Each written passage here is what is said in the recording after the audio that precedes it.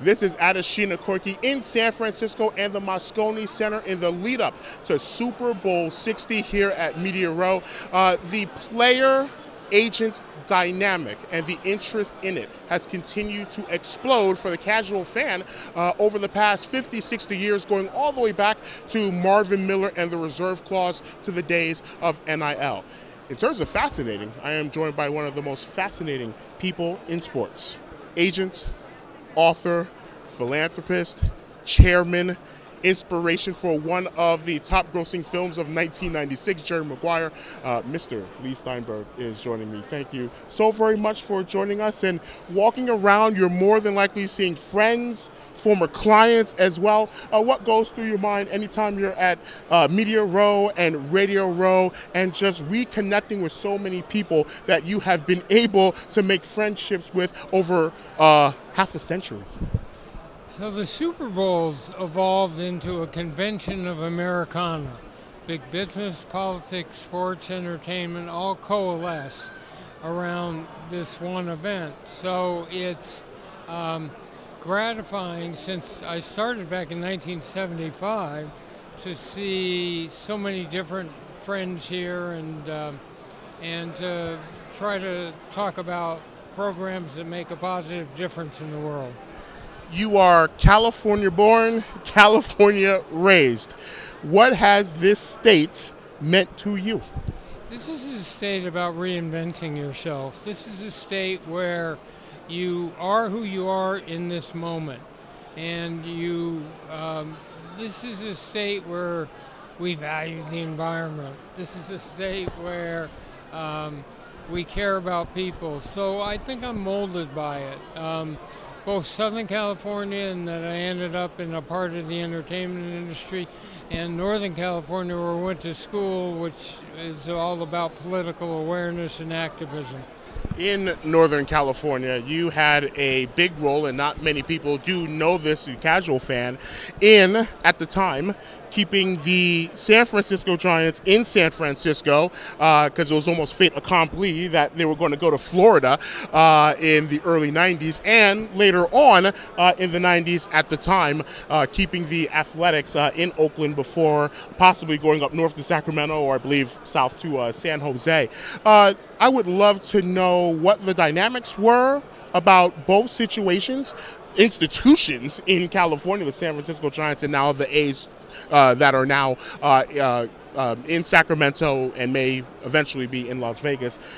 What were those discussions like, and how did you get involved in both of those situations where fan bases were getting ready to have their favorite teams ripped away? So Mayor Frank Jordan called me in 1992 and said the Giants have signed a sales agreement with a group of investors in Tampa Bay, and they're leaving. He said, how can we deal with this? And I said, well, let me fly up and we'll talk about it. And Where'd you fly up from? Oh, from Southern California? Southern California. I said, look, we can argue to the Major League Baseball that it's not in the interest of the sport to rip a team out of the heart of loyal fans, and that just because they got a better financial offer, it's not in the best interest. A team claims to be a civic treasure. They're your San Francisco Giants, which the implied obligation to root for them, win or lose, to be there and stand up for them at all times. Then you can't leave. So we needed to find an ownership group, which we found some prospective owners to buy the team. We needed to find a plan for a new stadium. But most of all, we needed people not to believe that was a fait accompli. And so I sort of hit the airwaves and gave a series of speeches and interviews where I said, we're not losing this team. I don't care. And so at the end of it, I got a day in my honor in San Francisco, and then I got sued by those investors for $3 billion. And which is like blood from a turnip, right? So, but we beat it because what I was doing was public advocacy. Yeah. What about the Oakland Athletics later on in that decade? So the A's were thinking of leaving, and I was living in the East Bay at the time, and Elihu Harris called me, the mayor, and asked if I would help. And so we got a group of businessmen together. We put a campaign together that said there's no Oakland without the A's. We needed to have business and other people, including fans, understand that if Oakland lost the team, they would lose a certain amount of identity, and the people coalescing around the team in terms of thinking this is a hot city, this is a good place for economic opportunity to be in Oakland, or in the other case in San Francisco. We think you lose something, and again, as it's worked out, Oakland lost the Raiders, they lost the Warriors, and they lost the A's. And so it's hard in an economically struggling area.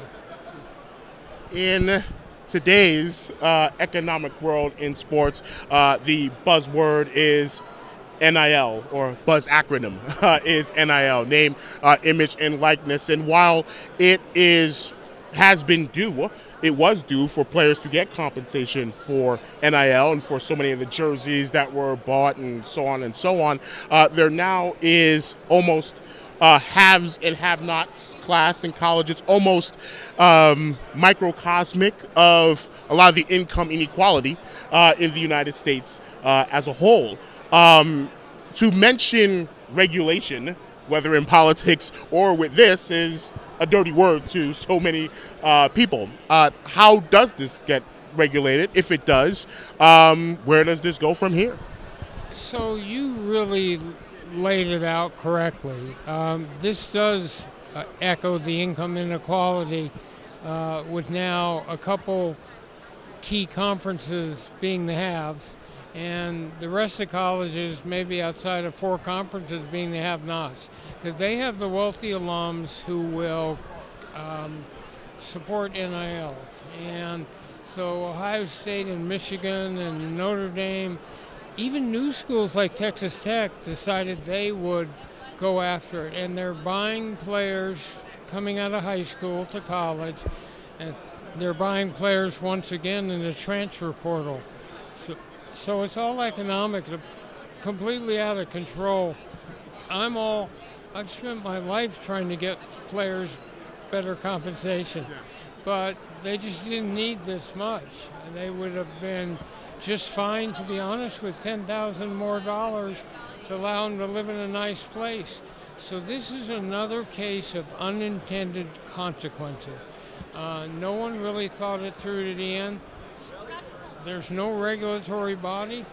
It's, I think, out of control. What is the solution, if there is one?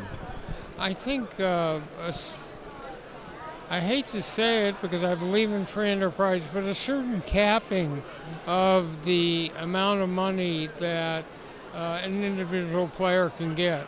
And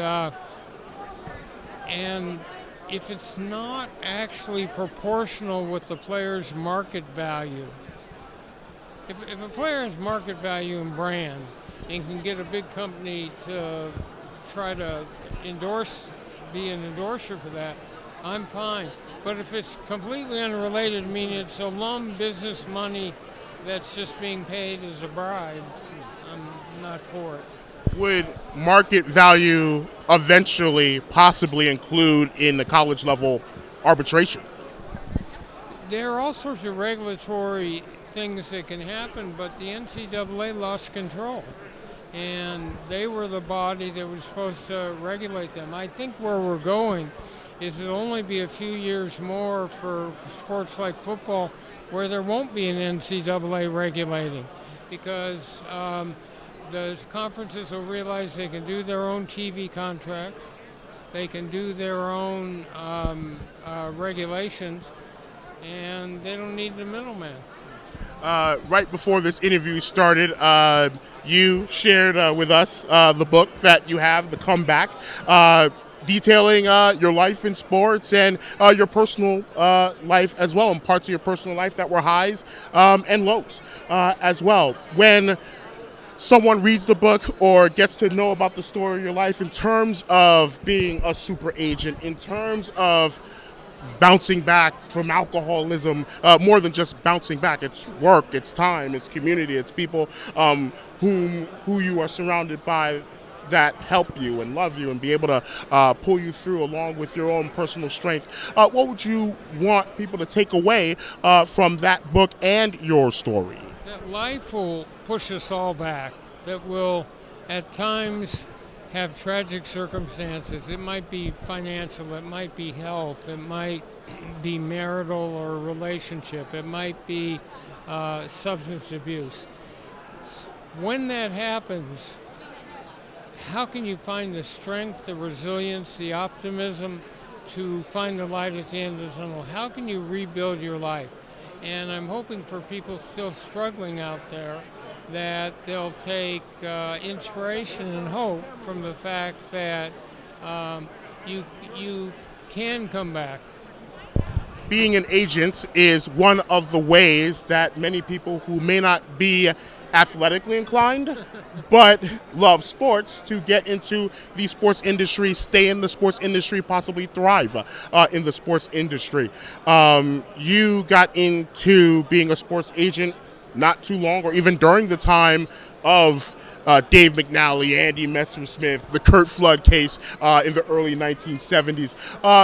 What would you advise those who do want to get into the business of sports, particularly possibly being a sports agent, especially in the 2020s and beyond, which I'm sure is much different from the 70s? We do an agent academy, which teaches how to negotiate, how to recruit or sell, teaches how to work and set up a charitable foundation, how to brand and market, so people can look that up on steinbergspeaks.com.